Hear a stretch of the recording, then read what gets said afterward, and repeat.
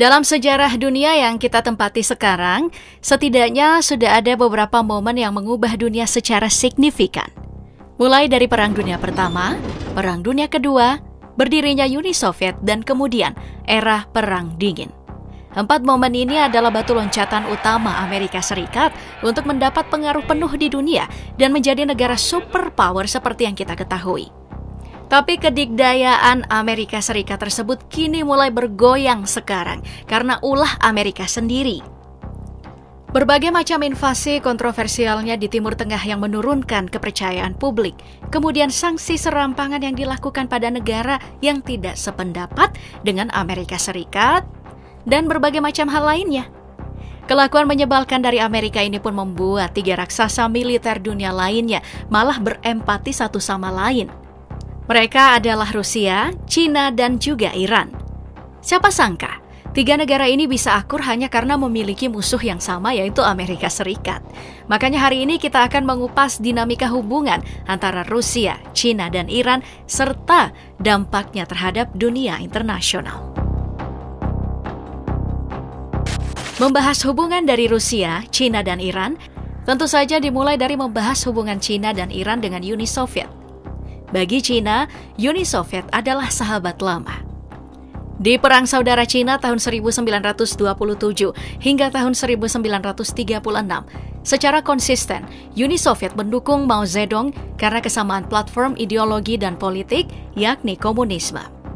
Sayangnya persahabatan ini berlaku singkat, sebab saat Soviet dipimpin oleh Nikita Khrushchev, Mao Zedong menilai kalau Khrushchev terlalu pro-barat yang tidak sejalan dengan nilai-nilai komunis.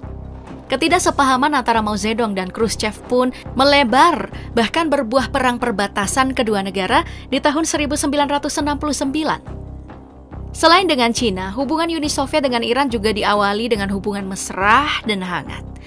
Di masa dinasti Shah Pahlavi, pemimpin Iran saat itu, kedua negara ini adalah rival hebat di Laut Kaspia dan juga Kaukasus Selatan. Nah, setelah revolusi Iran pun, di mana Iran dipimpin oleh Ayatollah Khomeini, hubungan Iran dan juga Uni Soviet tidak membaik. Sebab Khomeini menganggap Uni Soviet sebagai setan kecil dan Amerika Serikat itu setan besar. Sedangkan untuk China dan Iran tidak ada hubungan berarti antar keduanya karena jarak antar negara yang cukup jauh. Hubungan dingin antara China, Iran, dan juga Uni Soviet ini baru menghangat setelah keruntuhan Uni Soviet. Rusia yang dianggap sebagai suksesor dari Uni Soviet mengambil langkah mengejutkan dengan menunjukkan sikap tidak pro-barat. Sikap dari Rusia inilah yang kemudian membawa kedekatan antara Rusia, China, dan juga Iran. Setelah pemerintahan Rusia berubah, hubungan diplomasi China dan juga Rusia jelas membaik.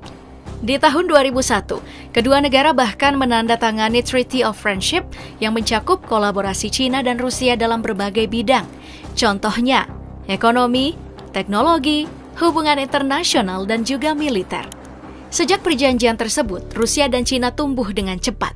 China bahkan menjadi mitra dagang terbesar Rusia dengan nilai perdagangan mencapai 100 miliar US dollar atau 1.500 triliun rupiah. Mencengangkannya lagi, Rusia dan China menyetujui perjanjian dagang minyak Rusia ke China selama 30 tahun sejak 2014 dengan nilai 400 miliar US dollar atau 6.000 triliun rupiah. Kemudian, sejak tahun 2015, Rusia telah menjual serangkaian alutsista canggih mereka ke China, seperti jet tempur Su-35 dan sistem pertahanan udara S-400. Sejak saat itu, China dan Rusia sudah sering terlihat melakukan latihan militer bersama. Rusia dan China di kemudian hari juga memperluas pengaruh mereka dengan membangun Shanghai Cooperation Organization sebagai penanggulangan isu keamanan antar negara seperti separatisme, terorisme, dan juga perdagangan narkoba. SCO atau Shanghai Cooperation Organization ini kemudian berkembang dari yang awalnya hanya diisi oleh China, Rusia, Kazakhstan, Kyrgyzstan, Uzbekistan, dan Tajikistan, sekarang juga mencakup India dan Pakistan, di mana Iran sudah disinyalir akan bergabung dalam waktu dekat. Lalu dengan Iran, Rusia mendapat simpati yang besar. Perlu kita tahu kalau Iran dan Rusia mendapat penderitaan yang sama karena sanksi dari Amerika dan dunia Barat. Kedua negara ini merupakan negara dengan paling banyak sanksi dagang di dunia karena Amerika dan sekutunya. Selain itu, Rusia dan Iran juga memiliki kesamaan dukungan di Perang Suriah, di mana keduanya mendukung Bashar al-Assad untuk tetap menjadi presiden Suriah meski ingin digulingkan oleh Amerika Serikat. Sebab kesamaan inilah, Rusia dan Iran menjalin kerjasama erat dalam perdagangan agar bisa meminimalisir dampak dari sanksi. Kerjasama ini terbukti berhasil karena di tahun 2022, dalam 1 tahun volume perdagangan, mereka ini mencapai 4 miliar US dollar atau 63,6 triliun rupiah. Pada invasi Rusia ke Ukraina, Iran juga terbukti memberi bantuan berupa drone canggih kepada Rusia untuk menutupi kekurangan amunisi yang dialami oleh Rusia. Kemudian untuk Iran dan Cina, hubungan keduanya semakin membaik. Seperti yang diketahui, Cina tengah membangun proyek maha dahsyatnya yaitu One Belt One Road. Salah satu kunci proyek ini adalah Iran yang bisa menghubungkan Cina ke Eropa. Makanya Cina sudah membeli hak eksklusif atas beberapa ladang minyak dan gas di Iran. Kemudian membantu berbagai macam pembangunan infrastruktur seperti kereta bawah tanah, bendungan, pabrik batu bara, dan lainnya. Di tahun 2022, nilai perdagangan Iran dan Tiongkok melaju pesat menjadi 20 miliar US dollar atau 318 triliun rupiah. Dengan hubungan baik dari ketiga negara ini, Rusia, Cina, dan Iran juga mempererat hubungan mereka dalam bidang militer. Di awal tahun 2022, Rusia, Cina, dan Iran bahkan terlihat melakukan latihan angkatan laut gabungan di Samudra Hindia. Melihat perubahan hubungan antara Rusia, Cina, dan Iran setelah Rusia menyatakan sikap anti-Amerika dan anti-Barat, membawa kita ke satu kesimpulan, kalau hubungan ketiganya bermuara pada kesamaan persepsi untuk melemahkan dominasi Barat, dalam hal ini Amerika dan Eropa. Bagi Rusia, Cina, dan Iran, dominasi Barat adalah hal yang sangat berbahaya karena tidak jarang Barat melakukan intervensi dalam sebuah negara dengan alasan yang sangat sulit diterima oleh ketiganya. Salah satu contoh besar adalah invasi Amerika ke Irak di tahun 2003. Tujuan utama invasi tersebut karena Amerika mengira Irak punya senjata pemusnah massal yang sampai sekarang, setelah 20 tahun berlalu, Amerika tidak menemukan pemusnah massal tersebut. Maka wajar jika Rusia, Cina, dan Iran tidak setuju dengan meluasnya pengaruh Amerika dan dunia Barat di sekitaran wilayah mereka. Rusia secara terang-terangan menentang perluasan NATO di negara-negara bekas Uni Soviet yang dianggap bisa menjadi mata-mata. Iran dan Cina mendukung penentangan Rusia tersebut. Kemudian Iran menentang keberadaan tentara Amerika di Timur Tengah seperti Irak dan Suriah.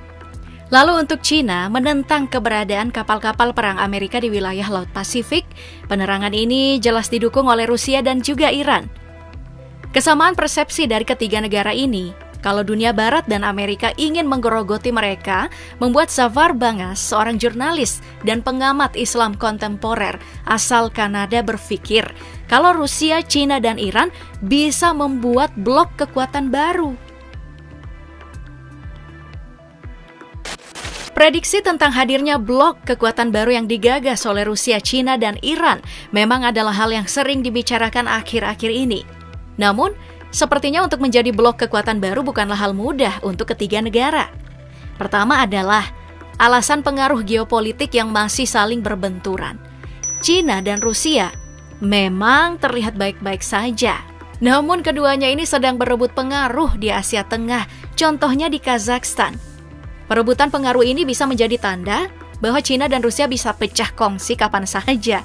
Apalagi Cina ini emang punya kendali besar terhadap perekonomian Rusia.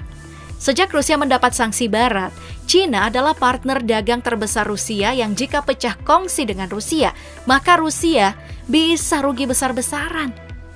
Alasan kedua, tiga negara ini sulit mencapai kesepakatan yang utuh karena tidak adanya organisasi diplomasi sekelas NATO dan juga Uni Eropa yang mewadahi ketiganya. Cina dan Rusia memang sudah bergabung dalam BRICS untuk kerjasama ekonomi dan SCO untuk kerjasama militer dan keamanan. Tapi tidak bisa dipungkiri kalau BRICS dan SCO ini belum bisa mengimbangi integrasi dari NATO dan Uni Eropa. Lanjut, alasan yang ketiga adalah perbedaan ideologi. Kita perlu tahu kalau NATO dan Uni Eropa bisa jadi kuat dan terintegrasi luar biasa karena persamaan ideologi yang mereka pegang, yaitu mengedepankan liberalisme, isu hak asasi manusia, untuk memperluas demokrasi dan juga pasar bebas. Bagi Rusia, China, dan Iran, ketiganya tidak memiliki ideologi yang sama dan kepentingan yang berbeda. Rusia yang menjadi pewaris dari Uni Soviet punya tujuan untuk mempertahankan dan meningkatkan pengaruhnya di negara bekas Uni Soviet. China punya misi untuk menjadi pesaing geopolitik, utamanya Amerika Serikat, yang bahkan sering berebut pengaruh dengan Rusia. Sedangkan Iran adalah negara teokrasi yang berusaha mengekspor revolusi Islam ke negara Muslim lainnya. Dengan perbedaan ideologi dan kepentingan ini, aliansi Rusia, China, dan Iran memang masih terlalu dini untuk disebut sebagai blok kekuatan baru untuk menyaingi Amerika dan sekutunya. Namun jika Rusia, China, dan Ukraina bisa bersatu secara utuh, kekuatan besar ini jelas bisa membuat tatanan hubungan internasional berubah signifikan. Mungkin saja negara-negara tidak akan lagi takut dengan sanksi Amerika dan juga Barat karena melihat Rusia dan Iran bisa bertahan lewat bekerja sama dengan China.